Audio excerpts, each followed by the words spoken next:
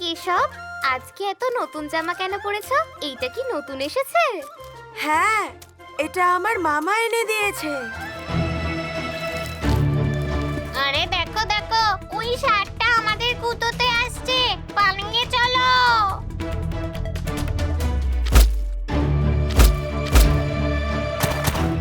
শম্ভু, নিতাই, কোথায় গেলে? আমাকে বাঁচাও। কেশব, কোথায় গেলে? আমাকে বাঁচাও। কেশব!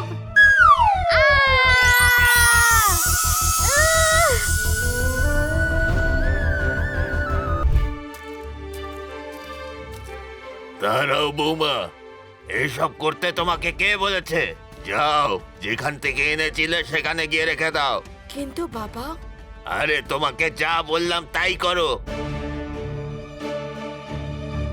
আরে তোমাদের কি কোনো কাজকর্ম নেই?